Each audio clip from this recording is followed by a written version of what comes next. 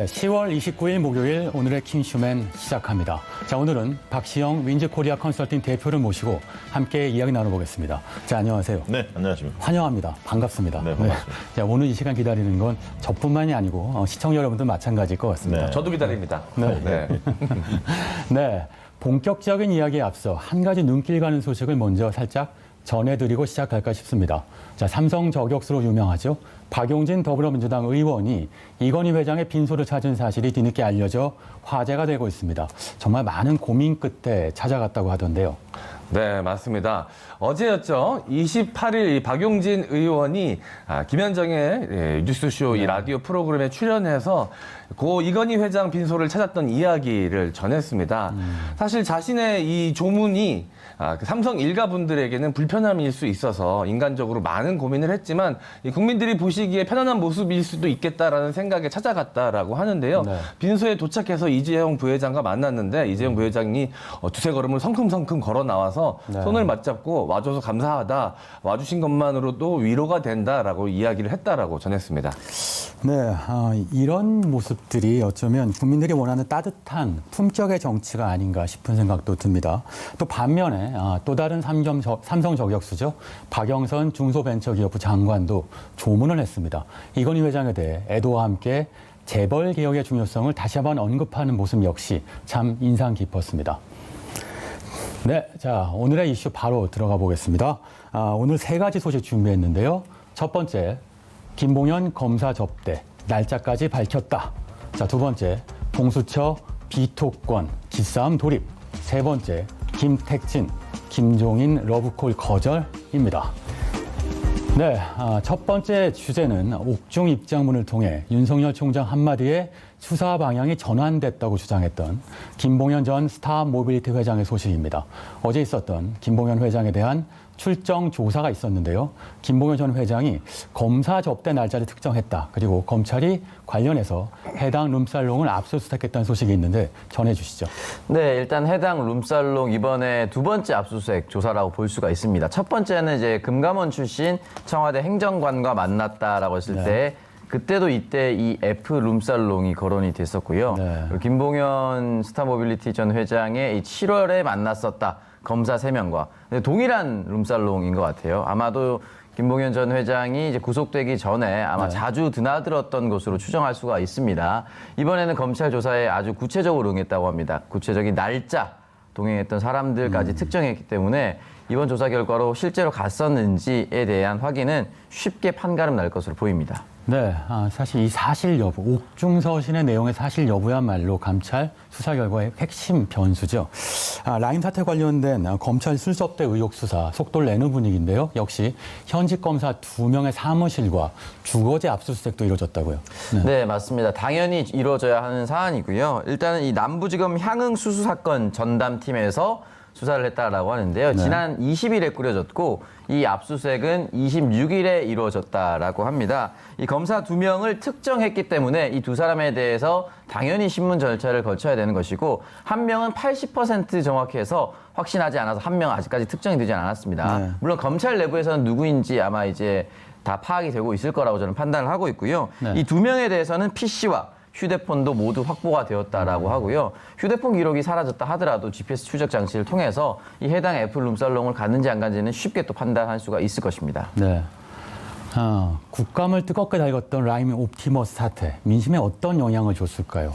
관련한 여론조사 결과가 나왔죠. 박시영 네. 대표님 부탁드립니다. 아마 많은 국민들이 관심을 지금 가지고 있었을 그렇죠. 텐데 왜냐하면 네. 지난주 목요일 날 윤석열 국감이 있었고 월요일 날 이제 추미애 국감이 있지 않았습니까? 그래서 과연 윤석열 신드롬이 네. 있었는데 이것이 대통령 지지도와 정당 지지도에 어떻게 영향을 미쳤을까? 반전의 반전. 어떻게 보면 역공을 했고 그동안 침묵했던 네. 윤석열 총장이 또 추미애 장관이 반격을 네. 하는 느낌이었는데요. 반전의 반전이다. 그렇습니다. 이제 대통령 지지율이 소폭 상승을 해서 47.6%로 조사가 됐고요. 네. 정당 지지도 보면 민주당 지지율도 소폭 상승해서 36.7%로 올랐습니다. 오히려. 네.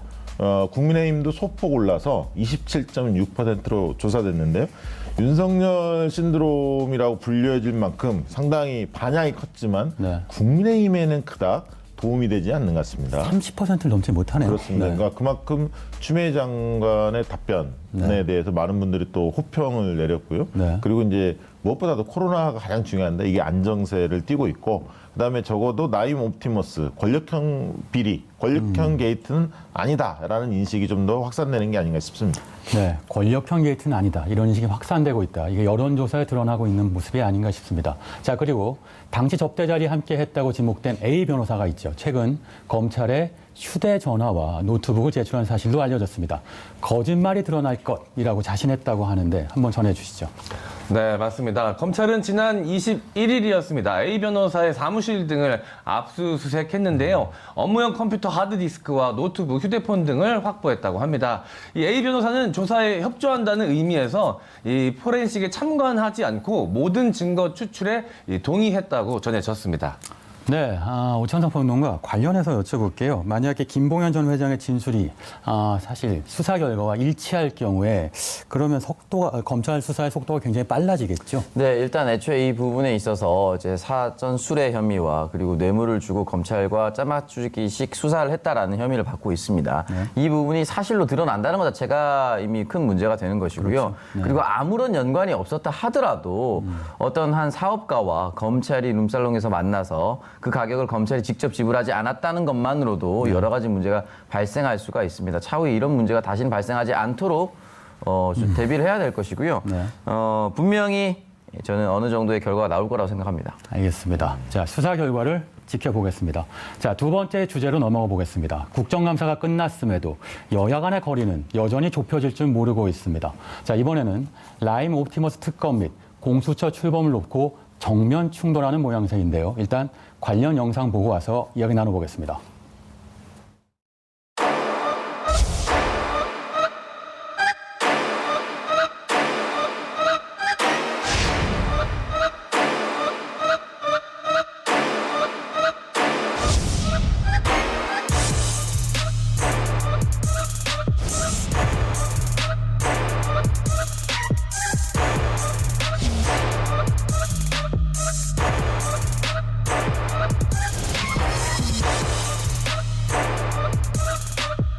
성역 없는 수사와 권력기관 개혁이란 국민의 유망이 담긴 공수처의 출범 지연도 이제 끝내주시기 바랍니다.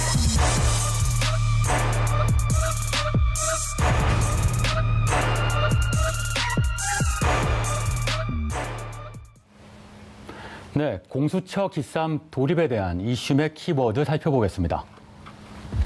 비토권, 무조건 11월, 더블 패스트트랙, 주호영 몸수색 항의, 장외 투쟁 저울질입니다. 네, 국민의힘이 157일 만에 드디어 공수처장 후보 추천위원 2명을 선정했습니다. 그런데 공수처 전쟁은 더 험난해질 것 같습니다. 여당이 이 추천위원들 때문에 비토권을 우려하고 있는 상황인데요. 한번 분석해 주시죠. 네, 일단 당연히 이제 비토권을 우려할 수밖에 없고요. 지금 7명 중에 6명이 찬성을 해야 이게 통과가 되기 때문에 야당 추천 인사인 이 두 사람이 모두 찬성을 해야 되거나 또는 다른 사람들 이탈표가 없다는 한 선에서 2명 중 1명이 이제 반대할 경우에 통과가 됩니다. 네. 근데 지금 추세상 이제 2명 다 반대할 가능성이 높기 때문에 우려할 수 있고요. 일단 더불어민주당의 김종민 최고위원의 발언부터 한번 살펴보도록 하겠습니다. 공수처장 후보를 추천하지 않고 방해하며 도돌이표를 3번까지 한다면 국민을 완전히 우롱하는 것, 바로 법 개정을 해야 할 것이다 라고 얘기를 했고요. 문진석 더불어민주당 원내 부대표는 야당목 추천위원 중 1명은 세월이 특조위 부위원장으로 활동하면서 진상규명을 방해했고 특조위에 고발까지 당했다. 이쯤 되면 발목 잡기 행동대장으로 추천한 거 아닌가라는 의구심이 들고 있습니다. 네. 여기서 언급된 인물은 이현 변호사고요. 실제로 지금 공수처 발언에 대해서 굉장히 부정적인 뉘앙스를 풍기고 있습니다. 네, 위원이라는 얘기까지 하고 있는데 이현 변호사가요. 네. 맞습니다. 자, 그렇기 때문에 여당에선 야당이 침대 축구를 하는 건 아니냐 이런 얘기들이 있어서 이걸 막기 위해서 시간 제한을 두려고 하는데요. 그게 바로 공수처 출범을 11월까지로 못 박은 겁니다. 야당의 비토권을 삭제하는 법 개정 가능성까지 열어두고 있습니다. 네, 맞습니다. 여당 입장에서 당연히 그것까지 열어둬야 된다고 생각이 드는 것이 네. 지난해 12월에 이 공수처법이 국회에서 통과가 됐습니다. 그 당시 법률적으로 명시된 기한이 네. 올해 7월 15일입니다. 이미 3개월이 훌쩍 지났죠. 네. 그렇기 때문에 이미 시간은 늦은 상태다. 더 이상 야당이 목리를 부려서는 안 된다라고 설득을 함과 동시에 그동안 너무 목리를 부렸기 때문에 이 부분에 대해서는 단독 도파를 할 수 있는 법안도 준비를 해야 됩니다. 네. 여기에 대해서 이제 야당 추천 인사가 아닌 여당 추천 인사 또는 이제 범국회 추천 인사로 바꾸는 개정안까지 준비를 하고 있다라고 합니다. 말씀드렸다시피 이현 변호사도 위헌 얘기를 했었는데 네. 그동안 국민의힘이 반대했던 이유가 위헌 소지가 있어서 근데 갑자기 지금 와서 추천위원을 2명이나 추천한다는 것은 그 의도가 조금 불순해 보이지 않을까 여당 입장에서는 그렇게 생각할 수가 있는 것이죠. 알겠습니다. 여기에 이를 두고서 야당은요. 더블 패스트트랙 전략이냐 이렇게 반발하고 있는데 농구에선 더블 팀 이런 거 들어봤는데 더블 패스트트랙은 뭡니까? 네. 기존에 이제 공수처 법안이 통과되는 과정에서 패스트트랙을 태웠기 때문에 네. 또 그런 현상을 좀 할 거 아니냐 여권에. 네. 그러니까 이제 자기들이 계속 반발하면 이 개정안을 뭔가 강행하지 않을까 네. 이런 어떤 우려 섞인 그런 야권의 입장이 나온 거고요. 그런데 적어도 공수처 문제만큼은 야당이 할 말은 없습니다. 왜냐하면 이법적인 상태가 100일 동안 지속이 됐거든요. 그 네. 원인 제공자가 바로 국민의힘이었기 때문에 그리고 지금 추천한 분들의 과거, 전력, 발언, 성향 이런 분들이 이제 도마에 올랐는데 한두 번은 지적할 수 있다고 보지만 이 문제 가지고 계속 시간을 끌 수는 없을 것 같습니다. 그래서 일단 회의를 내일 중에 한다고 하니까요. 좀 지켜봐야 할 것 같고 그런데 만약에 국민의힘이 계속 시간 끌기 지연 작전으로 나간다면 국민적인 어떤 저항에 직면할 가능성이 있습니다. 네, 결국 국민적 압박에 직면하게 될 것이다. 이렇게 정리할 수 있겠는데요. 과연 이런 것 때문이었을까요? 이런 식의 여야 불편한 관계가 보여줄 수 있는 어떤 사건이 하나 있었는데 어제 문재인 대통령의 국회 시정연설 당시 야당에서 고성과 야유가 터져 나왔습니다. 네, 맞습니다. 이제 시정연설을 통해서, 시정연설 하기 위해서 대통령이 국회를 방문했었는데요. 이 방문하는 과정에 있어서 국민의힘 측에서 이제 고성과 야유가 발생했습니다. 사실 이 장면을 생중계로 보신 국민들은 조금 의아해 했을 수도 있는데 지금 보시면 손팻말을 들고 야당 인사들이 이제 반발을 하고 있는데 이때 보면은 고성이 들리기 시작합니다. 이 부분에 대해서 왜 그러느냐라는 이야기가 흘러나왔었는데 지금 보면은 연단에 대통령이 올라가서도 고성과 야유가 계속해서 이어지고 있습니다. 네, 잠깐 이야기를 들어보시면.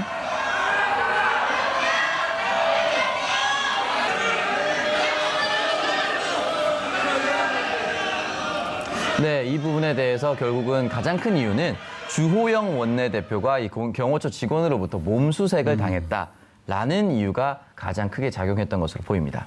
네, 아시다시피 저희 킹슈맨 의원들도 함께 시정연설을 보다가 저걸 본 다음에 무슨 일이지 하고 깜짝 놀랐던 기억이 있고요. 아마 국민 여러분들도 마찬가지셨을 것 같습니다. 알고 봤던 이런 얘기였습니다. 주호영 원내대표 어제 청와대 경호팀으로부터 몸수색을 받았다. 항의하는 사건이 있었는데요. 함께 일단 들어보시겠습니다. 오늘 참으로 황당한 일을 겪었습니다. 국민의힘 원내대표다, 야당 원내대표다고 이야기를 했는데 검색을 하겠다고 하는 겁니다. 야당 원내대표를 이렇게 수색한 적이 있나? 있다는 겁니다. 나는 수색당하고는 들어갈 수가 없다. 그러고 돌아 나왔습니다. 전두환 대표도 이렇게 안 했어요.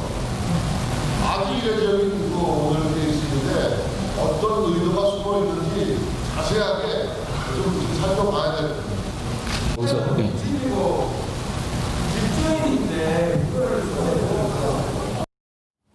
네, 피장원 의원. 좀 네. 자세한 얘기 좀 전해주세요. 일단 주호영 원내대표는 국민의힘, 그러니까 이를 두고 의도적이라고 분석하고 있는 것 같은데 의도적이었을까요?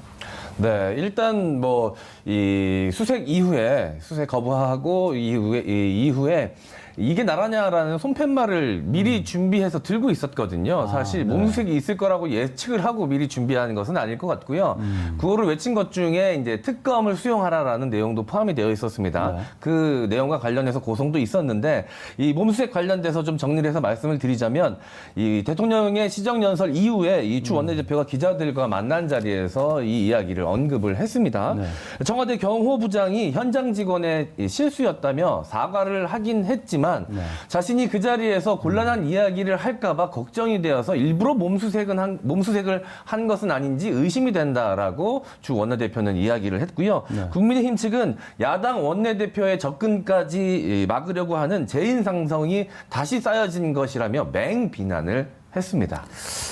네, 그렇군요. 이런저런 경호처 입장까지 나와 있었는데, 그러면 이런 얘기를 해볼 수 있겠어요. 어제 대통령 입장에서 보자면 사전 환담에서 야당 지도부는 한 명도 안 나타났다고 할 수 있겠는데, 이렇게 되면 협치가 가능할까 좀 우려가 되기도 합니다. 근데 지금 뭐 11월 달 상황을 보면 뭐 연말까지도 마찬가지지만 협치 쉽지 않을 것 같습니다. 왜냐하면 11월 달에 이제 공수처 문제 가지고 계속 여야 간의 입장차가 좀 있을 것 같고요. 네. 두 번째로는 이제 공정경제 3법이든 개혁입법, 민생입법들이 처리가 눈앞에 두고 있는데 이 부분에 대해서 국민의힘이 전향적 입장을 내지 않을 때 대립할 가능성이 높다 이렇게 보여지고요. 그다음에 이제 보궐선거가 있기 때문에 내년도에 어쨌든 야권의 입장에서는 정권을 강하게 때리는 것이 전략적으로 유리하다 이렇게 판단하고 있기 때문에 협치가 쉽지는 않을 것 같고요. 예산 국회가 열리는 11월 말 12월 초에는 조금 협치하는 모습이 있겠지만 그 문제도 좀 두고 봐야 할 것 같습니다. 네. 알겠습니다. 관련해서 또 다른 내용들이 있을 텐데 연관 키워드 보시면 장외투쟁 저울질 이런 이슈가 있어요. 사실 야당 입장에서 장외투쟁이 이렇게 매력적인 카드일까 이런 의심도 드는데 장외투쟁 실행이 될까요? 쉽지 않을 겁니다. 왜냐하면 지금 이제 코로나 국면이기 때문에 장애 집회하는 거에 대한 사람들의 개천절 집회, 광복절 집회 이 부분들이 강하게 있고요. 네. 그래서 우려감이 크고요. 그 다음에 이제 본다면 특검하고 공수처하고 좀 팽팽하게 여론이 맞서고 있지만 감찰이 이루어지고 있기 때문에 그 결과까지 보고 국민들이 판단할 것 같은데 장애투쟁이 쉽지 않을 것 같습니다. 왜냐하면 중도층에서 거부 정서가 강합니다. 네, 중도층에선 장외투쟁을 부정적으로 생각한다. 자, 한편 지난 27일 김종인 비대위원장이 판교로 향했습니다. 올해 81살인 김종인 위원장이 게임을 보러 갔을 것 같지는 않은데요. 역시나 누군가를 만났다고 합니다. 바로 이 사람입니다. 오, 많이 컸다. 장난 아니지? 대박, 아저씨 레벨 실화예요? 응? 야, 말도 안 돼. 아저씨 뭐 하시는 분이에요? BJ예요? 네, 바로 이분이죠. NC소프트 김택진 대표. 젊은 층한테는 택진이 형이라고 알려져 있는데 서울시장 후보 영입설이 돌고 있습니다. 네. 네, 맞습니다. 김종인 위원장과 이 김택진 대표의 이번 만남의 취지는 정책 간담회였습니다. 네. 하지만 지난 7월 이 김종인 대표가 당 밖에서 꿈틀거리는 사람이 있다라고 언급한 뒤에 이 꿈틀거리는 사람 후보군 중에 항상 이 김택진 대표가 거론이 됐었거든요. 그래서 이번에 이 서울시장 후보로서 영입을 하려는 것이 아니냐라는 이야기들이 무성했는데요. 네. 이 두 사람은 최근에도 한번 만난 것이 있는 것으로 알려졌습니다. 이 두 사람이 만난 이후에 김종인 비대위원장이 자신의 수첩에 김택진이라는 이름 세 글자를 쓰는 것을 봤다라는 국민의힘 관계자의 이야기도 있었는데요. 기자간담회 이후에 뭐 때문에 추가로 만날 필요가 있겠나 별로 내가 꼭 만나야 할 상황은 없는 것 같다라고 김종인 위원장은 언급을 했습니다. 그리고 김택진 NC소프트 대표도 이 기자간담회 뒤에 만나서 정치에 전혀 뜻이 없다. 나는 기업가다라고 이야기했다라고 합니다. 네, 오찬석 의원, 서울시장 후보, 국민의힘엔 이렇게나 없는 겁니까? 김종인 위원장이 구인난에 빠진 것 같다 이런 분석도 있던데요. 실제로 없어 보이죠, 지금까지. 그러니까 파괴력 있는 카드, 이 사람이 후보가 된다. 또는 후보로 나선다라고 했을 때 지지율까지 끌어올릴 수 있는 참신한 후보가 없는데 일단 두 가지 정도로 분석해 볼 수가 있겠습니다. 첫 번째는 본인이 천명했었던 40대 경제통, 물론 대선 후보긴 하지만은 여러 가지 맥락상 이런 경제와 관련된 사람을 데려오고 싶어하는 마음이 클 겁니다. 네. 물론 이제 김택진 대표 같은 경우는 67년생, 만 53세긴 하지만 상대적으로 굉장히 젊고 경제적인 것을 대표할 수 있는 인물. 두 번째는 김종인 비대위원장이 스스로가 찾은 사람이어야만 정치적 입지가 훨씬 더 안정적으로 구축이 됩니다. 그런 부분이 또 작용했다고 볼 수가 있겠죠. 이건 꼭 여쭤보고 싶은데 박시원 대표님 네. 짧게 답변해 주세요. 네. 신데렐라 구두를 만든다 이런 얘기가 있는데 신데렐라 구두론이라는 게 뭡니까? 이제 구세주를 좀 구하려고 하는 건데요. 네. 지금 구세주가 나타나지 않고 있습니다. 그런데 김종인 비대위원장 입장에서는 새로운 인물을 자꾸 찾는 과정이 네. 흔들리는 좀 비대위 체제를 공고히 하는 측면이 있기 때문에 그런 시도는 계속할 것 같습니다. 네, 알겠습니다. 자, 지금까지 이슈킹이었습니다.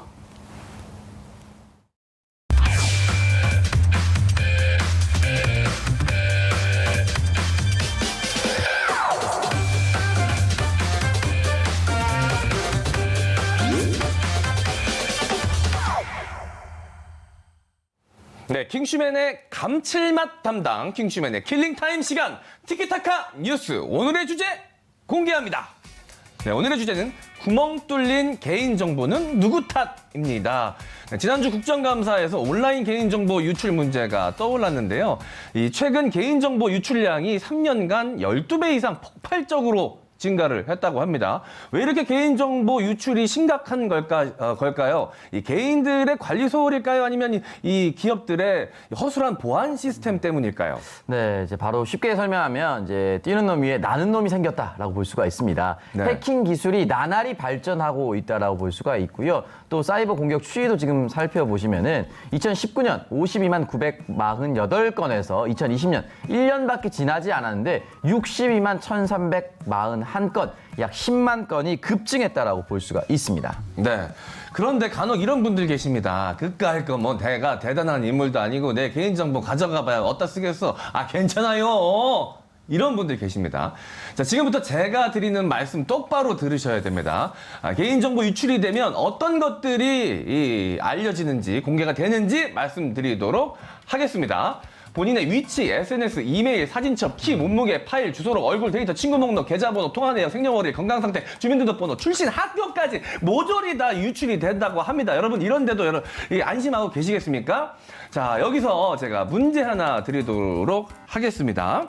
자, 문제 한번 들어보시고 자, 맞춰보시기를 바라겠습니다. 이 최악의 비밀번호 베스트 10이 공개가 됐습니다. 작년 내용인데요. 자, 이 순위 한번 쭉 보시도록 하시죠.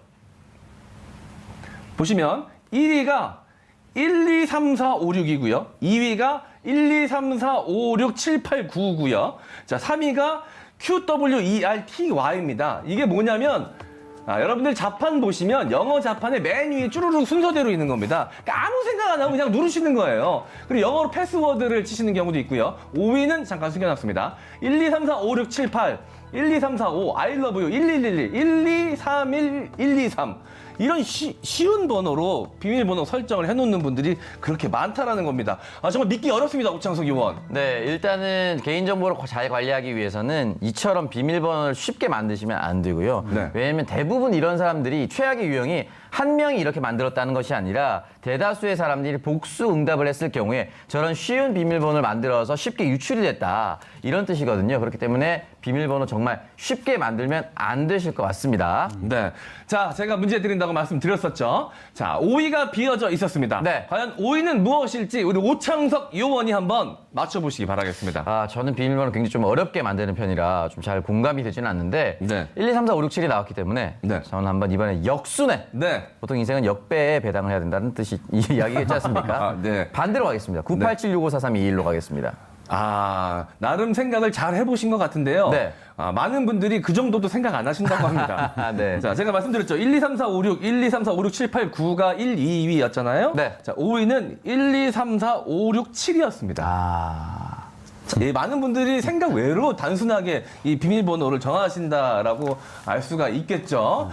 자, 기억하기 편하다. 나는 아닐 것이다 라는 근거 없는 희망으로 이런 쉬운 비밀번호들을 설정하신다고 하는데요. 하지만 명심하시기를 바라겠습니다. 위와 같은 이 비밀번호 조합은 순식간에 뚫린다고 합니다. 네, 그러면 제가 비밀번호를 좀 복잡하게 만든다고 말씀드렸는데 비밀번호를 쉽게 해킹당하지 않기 위해서 복잡한 비밀번호를 만드는 간단한 공식이 있습니다. 제가 바로 설명을 드리도록 하겠습니다. 일단 영어 대문자를 포함시키시고요. 특수문자를 포함시키고 그리고 숫자까지 일정한 패턴 없이 예측 불가능한 위치에 넣으면 이런 번호를 만약에 해커들이 뚫기 위해서는 산술적으로 48만 5천 년이 걸린다라고 합니다. 그렇기 때문에 거의 해킹이 불가능하다는 뜻이겠죠. 네, 48만 5천 년. 그냥 네. 거의 불가능하다는 이야기이겠네요. 맞습니다. 자, 그런데 내가 어떤 계정에 가입했는지 자체를 기억을 못 하겠다. 그래서 비밀번호를 바꾸고 싶어도 못 바꾸겠다 하는 분들도 계실 것 같습니다. 네, 맞습니다. 이런 분들을 위해서 정부가 사이트를 함께 통합해서 운영하는 곳이 있습니다.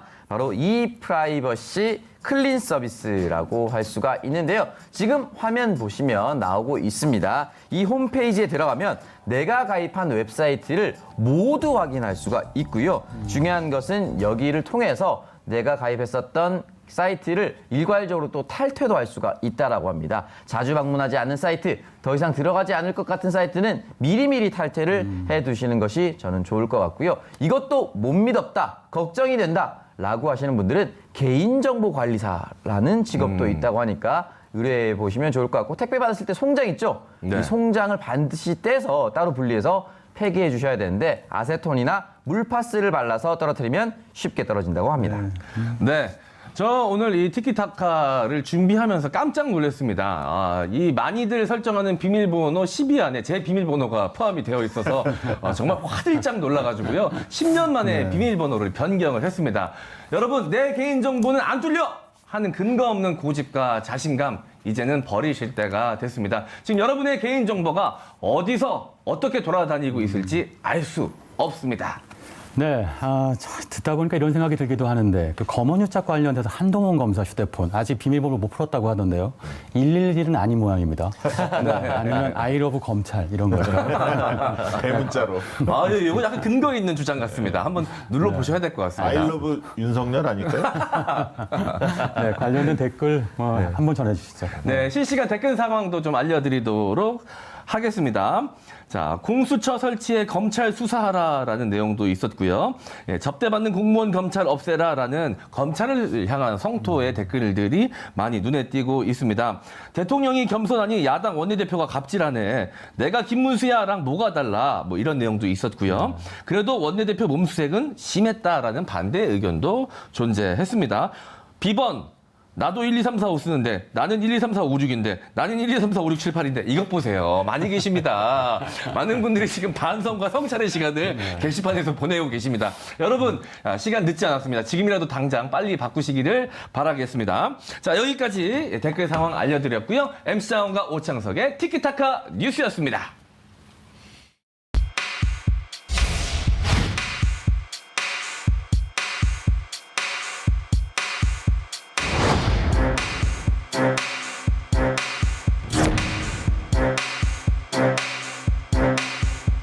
우리 사회와 국민들을 위해서 어떻게 봉사할지 그런 방법은 좀 천천히 퇴임하고 나서 한번 생각해 보겠습니다. 지금은 제가 네.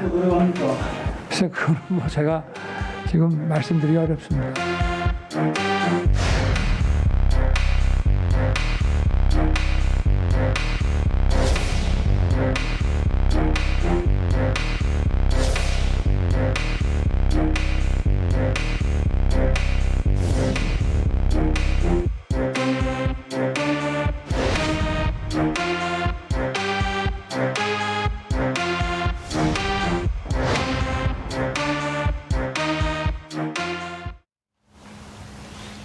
네, 오늘의 킹덤 주제 윤석열 대망론 대선 후보 전략 대예측. 자, 이번 국감이 끝나고 정치권에선 윤석열 대망론이 아주 뜨겁습니다. 자, 진보와 보수 모두 이 대망론 때문에 큰 변수라고 느끼고 있을 텐데요. 한번 총평해 주신다면요. 특이한 것은 보수층이 열광할 것은 예측이 되지 않습니까? 네. 보수 환호했습니다. 네. 근데 반면에 진보도 환호했습니다. 양쪽 모두. 네, 그렇습니다. 그러면 지지율이 폭발적으로 올라가는데 그 정도는 아니고요. 네. 과거 7, 8월 정도의 지지세를 다시 회복했다. 이따 뭐 또 지지율 다시 네. 보여드리겠습니다만 어쨌든 중도층에서는 아직 소구력이 조금 약한 것 같아요. 왜냐하면 중도층은 태도를 중시하는데 네. 국감장에서 보였던 태도가 그렇게 적절해 보이지는 않았던 것 같습니다. 그렇다면 확장성의 한계가 있는 것이냐 이런 고민을 하게 될 텐데요. 네. 자, 국감에서 보인 윤석열 총장의 태도, 정치권에서는 어떻게 받아들일까요? 이게 정치를 하겠다 아니면 안 하겠다, 신호와 소음이 섞여 있는 것 같기도 합니다. 일단은 출마 여지를 확실히 열어놨죠. 네. 그러니까 그 얘기는 보수여 나를 지켜달라 이 메시지를 던진 겁니다. 지금 이제 감찰도 받고 있고요. 네. 향후에 또 조국 재판이 어떻게 이루어질지 모르고요, 결과가. 네. 그리고 차기 임기까지 그 과정이 굉장히 지난할 것으로 예상되기 때문에 정치적 메시지를 던진 겁니다. 그 때문에 그런 어떤 전략의 일환으로 대선 출마 가능성을 열어놓은 거죠. 네. 네. 그 최근 키니추즈맨에서 가장 많이 거론된 인물이나 단어가 뭘까? 제가 박시영 대표의 가르침을 받아서 한번 조사해봤습니다. 뭔지 아시겠습니까? 네, 바로 윤석열이었습니다. 아, 2위가 윤 총장이었습니다. 이 두 마디가 가장 많이 등장을 했었는데요. 이 윤석열 총장 대망론에 관련해서 이 정치권들이 참 말이 많은 것 같습니다. 오창석 의원이 이와 관련해서 정리를 했다죠. 네, 여야를 나눠서 윤석열 총장, 이 윤석열 대망론과 관련된 발언을 쏟아냈는데요. 먼저 더불어민주당 신동근 최고위원의 발언부터 한번 살펴보도록 하겠습니다. 지난 총선 결과 황라땡, 이른바 황교안 나오면 땡큐. 상명하복 문화에 익숙한 이들이 정치권에 오면 윤라땡, 윤석열 나오면 땡큐가 된다라고 이야기를 했고요. 김두관 의원 같은 경우는 더 이상 검찰 집단의 이익을 위해 목리를 부리지 말고 사퇴해야 된다라고 얘기를 했고, 정청래 의원은 윤석열의 지지율이 국민의힘 잠룡들의 지지율을 도토리로 만들고 있다라고 이야기를 했습니다. 야권으로 넘어가 보겠습니다. 장제원 국민의힘 의원은 확실한 여왕벌이 나타났다라고 얘기했고, 홍준표 무소속 의원은 그만 총장직에 미련 갖지 말고 사내답게 내던지십시오. 잘 모실 테니 정치판으로 오십시오라는 뼈 있는 말을 남기기도 했습니다. 네. 확실한 여왕벌이 나타났다. 이 여왕벌 때문에 화제가 됐는데요. 이 표현 그 자체가 얼마나 판을 많이 흔들어 놨을까 한번 짚어주시죠. 네, 대선 지지도 조사를 해봤더니 네. 이재명 지사가 22.8%로 1위를 기록했고요. 그 뒤를 이어서 이낙연 대표가 21.6%, 관심을 모았던 윤석열 총장 경우에는 15.1%로 네. 3위를 기록했는데요. 네. 과거 한 7, 8월 때 기록했던 수치하고 거의 엇비슷하게 나왔습니다. 주로 대구 경북 네. 60대 이상 이쪽에서 강점을 보였고요. 세대 연령 고녀 네. 나머지 계층들도 좀 고른 지지를 받는 편이었습니다. 그러니까 사실 윤석열 총장 지지율 보면 결국 여당, 여권에 있는 유력 정치인이죠. 이재명 지사, 이낙연 대표의 지지율 어떻게 관련이 있을지 짚어볼 필요가 있겠는데요. 사실 윤석열 대망론과 두 사람의 대선 전략, 유불리 어떻게 보십니까? 지금 보면 여권 지지층을 흡수한다는 징후는 없어요. 그러니까 이제 보수층들의 기존 지지자들, 네. 기존 후보들의 지지율을 좀 잠식하고 있고 아직 잘 모르겠다. 판단 유보층의 표를 좀 끌어당기고 있는 상황인데요. 네. 이낙연 대표의 경우에는 어쨌든 당대표이기 때문에 당을 더 잘 끌어가서 지지율을 더 높이면 본인의 대권 지지도도 덩달아 올라갈 가능성이 크고요. 반면에 이재명 지사의 경우에는 정책 이슈에 대해서 전면에 나서고 있는데 네. 좀 더 인간미, 따뜻함, 안정감 이런 부분들을 좀 보완해 주시는 게 더 좋지 않을까 본인에게는 그런 생각이 듭니다. 결국은 근데 이재명 지사의 지지율이 이낙연 대표보다 앞섰다는 것도 사실 주목할 만한 지점이죠. 그렇습니다. 네, 최근 여러 조사에서 그런 어떤 오차 범위 내지만 네. 앞서는 결과들이 좀 많이 나오고 있습니다. 네, 알겠습니다. 자, 야권에 대해서 살펴볼까 싶은데요. 야권에서 대선 선언을 선언한 오세훈 전 시장도 있고요. 원희룡 지사에 대한 대선 전략 이런 것도 궁금합니다. 네. 네, 오세훈 이제 시장은 한마디로 전 시장은 윤석열 유탄을 맞았다. 한마디로 정리할 수 있습니다. 왜냐하면 윤석열 총장이 뜨니까 지지율이 조금 줄어드는 뿐만 아니라 내가 서울시장으로 유턴해야 할지 원래 이야기했던 대로 대선 출마를 강행할지 이 고민에 빠졌다라고 보여지고요. 원희룡 지사의 경우에는 더더욱 지지율이 더 낮죠. 지금 보면 더 낮은데 이분은 과연 내년 초까지 지지율을 끌어올리지 못했을 경우 네. 지금 현역 지사이기 때문에 거센 압박에 처할 가능성이 있습니다. 제주도민들이 그만하시고 제주도정에 전념해달라 이런 요구가 빗받칠 가능성이 있습니다. 듣고 보니까 야권 후보들한테 오히려 불리한 이슈가 아닌가 싶은 생각이 그렇습니다. 드는데요. 워낙 뭐 윤석열 총장의 지지율이 높기 때문에 이게 오히려 장애, 걸림돌로 작용할 수도 있죠. 네, 다른 후보들도 있습니다. 네. 2022년 대선이 마지막 정치 도전이라고 한 유승민 전 의원도 있고요. 어제 종로 조직위원장을 사퇴한 황교안 전 대표도 있습니다. 이쪽 셈법도 복잡할 것 같은데. 유승민 전 의원의 경우에는 어쨌든 대구 경북에서 지지세를 올려야 합니다. 네. 자기 텃밭에서 약하면 힘이 없습니다. 네. 그다음에 이제 배신자 프레임을 딛고 일어서야 하는데 네. 그러려면 지금 오히려 중도화 전략을 피고 있는 김종인 비대위원장한테 힘을 실어주는 게 오히려 저는 맞는데 지금 문재인 정권 때리는 쪽으로만 가고 있고 당내 문제에 대해서는 별로 언급을 안 하고 있거든요. 별로 도움이 안 된다라고 보여지고요. 황교안 전 대표의 경우에는 정광훈의 이미지가 오버랩되는 측면이 있습니다. 과거에 같이 했기 때문에. 네. 근데 지금 태극기 부대가 굉장히 몰리고 있지 않았습니까? 그렇기 때문에 황교안 전 대표가 다시 도약할 가능성이 그렇게 높지 않다. 저는 그렇게 보고 있습니다. 네. 네, 저는 개인적으로 이 야권 장애 인사인 홍준표 의원과 이 안철수 대표의 속마음이 상당히 좀 궁금하거든요. 네. 이 홍준표 전 의원 같은 경우는 와라 반겨드리겠다 이렇게 이야기를 했습니다. 그거는 진심일까요?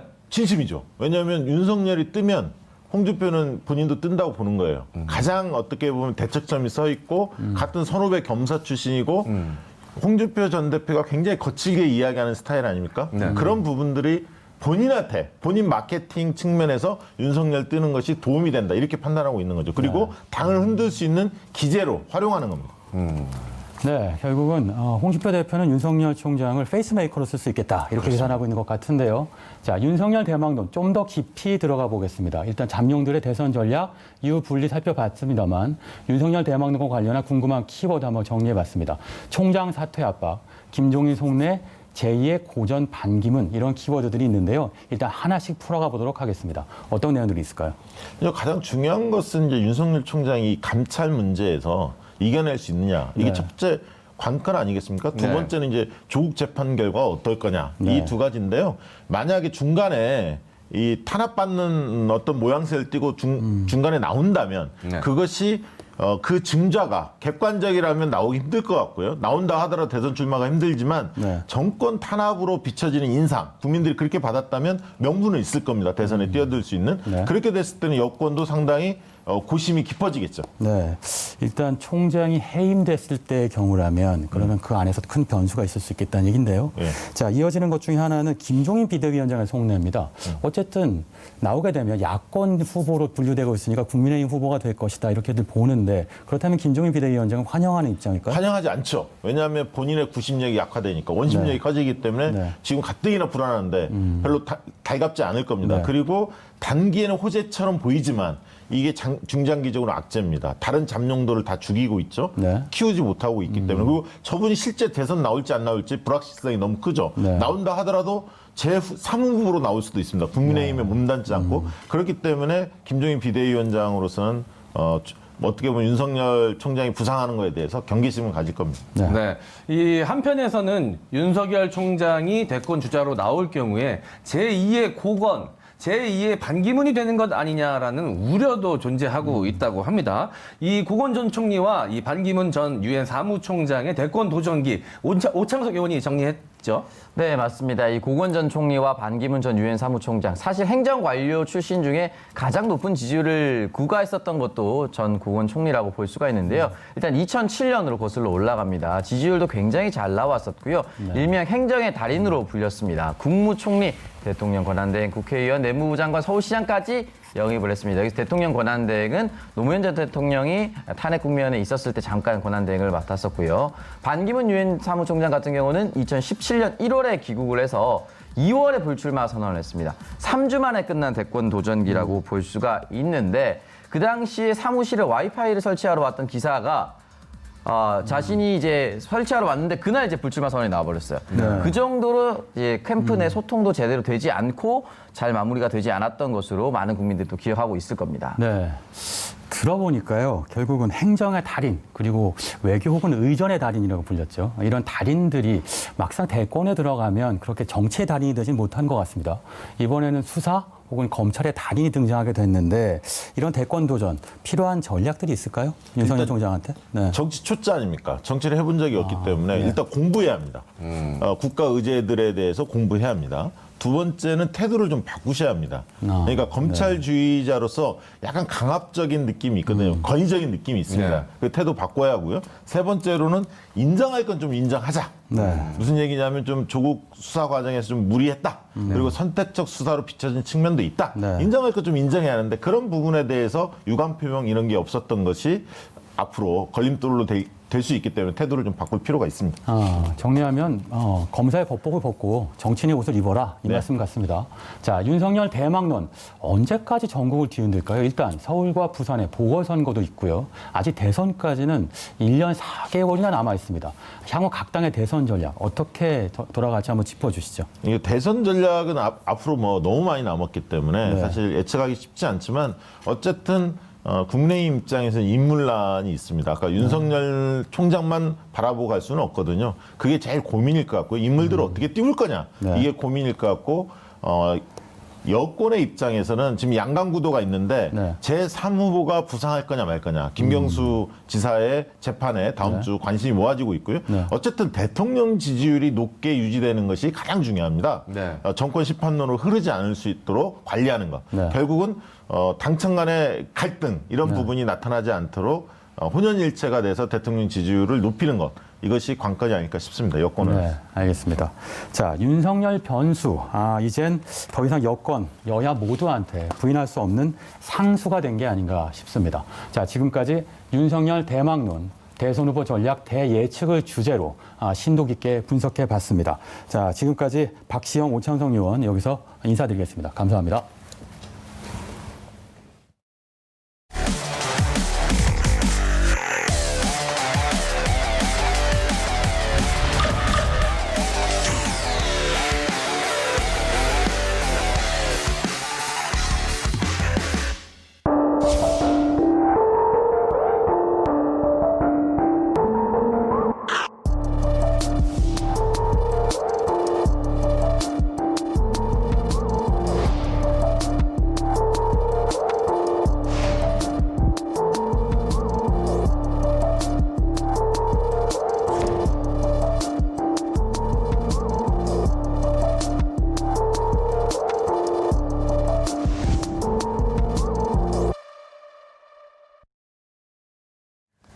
네, 코로나 퇴치본부 투캉스 시간입니다. 먼저 오늘의 코로나19 리포트 주제부터 만나보시죠. 헬로윈데이 D2. 코로나19 안 걸리는 사람들. 네, 자세하게 이야기 나눠보기 전에 우선 조금 전 발표된 코로나 확진자 현황부터 알려드리겠습니다. 오늘 0시 기준으로 국내 코로나19 신규 확진자 총 125명으로 지금 이틀 연속 세 자릿수를 이어가고 있고요. 이 중에서 국내 발생이 106명, 그리고 해외 유입이 19명으로 집계가 됐습니다. 최근 현황에 대해서 강 의원은 어떻게 보시나요? 네, 지금 분위기가 별로 좋지는 않습니다. 예. 네, 뭐 여러분들 잘 아시다시피 100명을 기준으로 놓고서 하루 확진 환자가 계속 오르락 내리락 하고 있고요. 그리고 감염 불분명 환자의 비율은 10%대로 조금 떨어지기는 했습니다. 그런데 지금 추이를 살펴보면은 1단계로 전환하고 나서 이제 잡히기는커녕 오히려 좀 추세가 상승하는 추세로 가고 있는 상황이거든요. 그래서 방역 당국이 파악하고 있는 것보다 지역사회 숨은 감염자가 훨씬 더 많고 그 숨은 감염자들이 고리가 생길 때마다 여기저기서 집단 감염을 일으키고 있고 그 집단 감염 사례가 확인이 되면 하루 확진 환자 숫자가 늘어나고 집단 감염이 일어나지 않으면은 하루 확진 환자 숫자가 줄어드는 일들이 계속해서 반복되고 있거든요. 문제는 무엇이냐면은 이러다가 큰 집단 감염 고리랑 연결이 되는 거예요. 네, 큰 집단 감염 고리로 연결이 되면은 하루에 순식간에 뭐 수백 명 이렇게 나올 수 있는 가능성이 충분히 있는 상황이거든요. 그래서 어느 시점보다도 조심해야 될 때가 아닌가 싶고요. 그래서 정은경 질병관리청장이 계속해서 지금 위험 요소가 굉장히 많기 때문에 조금 더 긴장해야 할 때라고 목소리를 높이고 있는 것도 그런 이유 때문입니다. 네. 지금 그 여러 가지 현황에 대해 이야기해 주시면서 또 집단 감염을 언급을 해 주셨는데 이와 관련해서 코로나19 리포트 첫 번째 주제 살펴보겠습니다. 헬로윈데이가 이제 앞으로 이틀이 남았는데요. 벌써부터 클럽에 사람들이 모여들고 있다고 하더라고요. 네, 사실은 지난 주말도 난리가 아니었던 것 같더라고요. 뭐 이 헬로윈 파티랑 저는 관계가 없는 사람이기 때문에 크게 신경을 쓰지 않았습니다만은 뉴스를 접하니까 지난주 금요일, 토요일에도 굉장히 많은 숫자의 젊은이들이 뭐 이태원이라든가 강남이라든가 홍대에서 이 헬로윈 파티를 예고하는 파티를 즐겼던 것으로 알고 있고요. 그래서 방역 당국과 서울시 등에서 확인을 해봤더니 마스크를 착용하지 않고 수백 명이 좁은 실내에서 다닥다닥 모여서 즐거운 시간을 보내는 모습들이 많이 확인이 되었고 방역 수칙을 제대로 지키지 않은 일부 클럽들 같은 경우에는 집합 중단 명령 같은 것들이 내려지기도 했던 것으로 알고 있습니다. 네, 뭐 벌써부터 이 헬로윈데이를 즐기고자 하는 많은 사람들이 이런 클럽 같은 곳들을 찾고 있고 뭐 코스튬을 입고 방문하는 사람들도 벌써부터 있다고 하더라고요. 그래서 이 서울시가 이번에는 또 헬로윈데이와 관련된 새로운 포스터를 공개했다고 하는데요. 헬로윈 즐기려다 유령된다. 이런 문구를 넣었다고 네, 하더라고요. 그렇습니다. 그러니까 자기가 마스크를 안 차다가 남이 마스크를 씌워주는 상황이 네. 된다라는 포스터 아마 여러 번 보신 것 기억나실 텐데요. 이 헬로윈과 관련해서는 네. 헬로윈 즐기려다가 이제 유령이 되는 경고의 포스터를 서울시에서 만들었다고 합니다. 그런데 이게 웃고 넘어갈 일이 아니라 지금 방역 당국이나 서울시 같은 경우에 굉장히 심각하게 이 헬로윈 파티를 통한 재유행의 가능성을 지금 걱정하고 있다라는 것이어서 네. 뭐 좀 굉장히 긴장해야 될 상황으로 보입니다. 네, 네, 이 서울시 맞습니다. 공무원 중에 표 장인이 계시는 것 같아요. 네. 저희 초등학교 때 항상 이 표 대회 하지 않았습니까? 예. 불조심 포스터 같은 거 만들고. 네. 서울시에서 만들어내는 이런 포스터들이 좀 자극적이다라는 생각도 있지만 이미지 전달만큼은 확실했던 것 네, 같습니다. 맞습니다. 예. 맞아요. 그런데 이런 와중에 또 일부 클럽들은 뭐 야외에서 영업을 한다든가 이런 그 꼼수 방법들을 통해서 이 헬로윈데이의 영업을 준비하고 있다고 합니다. 이에 따라서 30일과 31일 이틀 동안 또 이런 부분을 집중 단속하게 되죠. 네, 그렇습니다. 이게 참 이제 두 가지가 지금 동시에 진행 중인데요. 어제 이 시간에 속보로 어떤 뉴스가 나왔었냐면 이태원이나 강남의 주요 클럽이 방역 당국과 협의를 해서 30일, 31일 헬로윈 기간 동안 영업을 중단하겠다라고 하는 뉴스가 나왔었습니다. 그 뉴스를 접하고 나서 저는 굉장히 긍정적인 뉴스라고 생각을 했어요. 왜냐하면 클럽 입장에서도 헬로윈 파티에 영업을 하다가 거기서 만약에 문제가 생기면은 단계가 격상이 되어서 2주, 3주 혹은 한 달 이상 클럽 문을 아예 닫아야 되는 상황이 생길 수 있거든요. 네. 그렇기 때문에 넓게 보고 이 작은 이익을 취하지 않겠다라고 하는 현명한 전략으로 보여서 저는 굉장히 긍정적으로 생각을 했었는데 그 뉴스가 나오자마자 영업을 중단하겠다라고 방역당국과 협의를 한 일부 클럽들이 단골 고객들에게 우리는 몰래 영업을 한다거나 아이고. 아니면 클럽장 앞에서 따로 부스를 설치해놓고 영업을 할 것이기 때문에 그대로 놀러 오셔도 된다라고 하는 문자 메시지 등을 보낸 일들이 또 확인이 되었습니다. 이제 이런 상황 때문에 지금 방역당국과 서울시는 30일과 31일 집중 단속 기간으로 설정을 해서 이태원이나 강남이나 홍대 클럽 일대를 이제 단속하면서 방역 수칙을 제대로 지키고 있는지 그리고 또 혹시 바이러스 감염의 전파 가능성이 높아지지 않는지를 계속해서 모니터링할 예정이라고 삽니다. 네. 헬로윈데이 그 예년과는 다르게 클럽 입장에서도 그렇고 또 방문객들도 최대한 좀 조심을 하고 방문하지 않는 것이 좋겠습니다. 두 번째 주제로 바로 넘어가 볼게요. 코로나19 환자와 여러 차례 접촉해도 감염이 되지 않는 사람들이 있다. 이런 소식이 밝혀졌는데요. 그 원인이 무엇인지 알아내게 된다면 코로나 종식에 있어서 작은 희망이 될 수 있는 뉴스가 아닌가 싶거든요. 네, 굉장히 흥미로운 뉴스인데요. 이제 러시아 과학자가 코로나19 바이러스에 여러 번 노출되었던 것이 확실한데도 불구하고 다른 사람들과 달리 코로나19 바이러스에 감염되지 않는 사람들이 확인이 되었다라고 어제 이야기를 했고 그게 이제 여기저기서 화제가 되었는데요. 사실은 얼토당토하지 않은 이야기가 아닙니다. 실제로 그런 사람들이 있습니다. 가능한가요? 네, 그리고 미국에서도 이제 선행 연구가 있었는데요. 어떤 연구가 있었냐면 코로나19 바이러스와 관련된 몸속에 저항성이 있는지를 과학적으로 확인을 해본 거예요. 그랬더니 실제로 인구 중에서 일부는 코로나19 바이러스에 저항성이 있다는 사실이 확인이 되었는데 놀랍게도 그렇게 저항성이 있는 사람들의 코로나19 바이러스 항체 여부를 확인을 해봤더니 코로나19 바이러스에 걸린 적이 없는데도 불구하고 코로나19 본인의 면역 체계 안에 코로나19 바이러스에 대한 저항력이 있다라는 사실이 확인이 되었습니다. 그러니까 우리들 중에서 코로나19 바이러스에 유난히 강한 사람이 있다라는 거예요. 근데 조심스럽게 과학자들이 그 이유를 무엇이라고 짐작하냐면은 감기에 걸려본 사람들 중에서 운이 좋게도 일부 코로나19 바이러스에 대한 저항성을 획득한 사람이 있을 수도 있다라고 예측을 하고 있습니다. 그리고 그 점에 포인트를 주고 연구를 진행 중입니다. 왜냐하면 감기 바이러스 중에서 코로나 바이러스가 일부 들어있거든요. 그래서 그런 감기를 앓은 분들 중에서 코로나19 바이러스에 대한 저항성을 획득한 사람들이 있을 수 있다는 것입니다. 네, 잘 들었습니다. 오늘의 김슈맨 마무리할 시간입니다.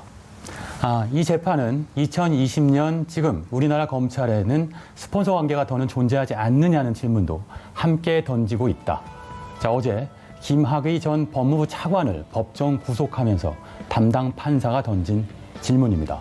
과연 2020년의 대한민국 검찰은 판사의 이 질문에 당당하게 아니라고 답할 수 있을까요? 저희는 내일 오전 9시에 다시 찾아오겠습니다. 함께해 주신 여러분 고맙습니다.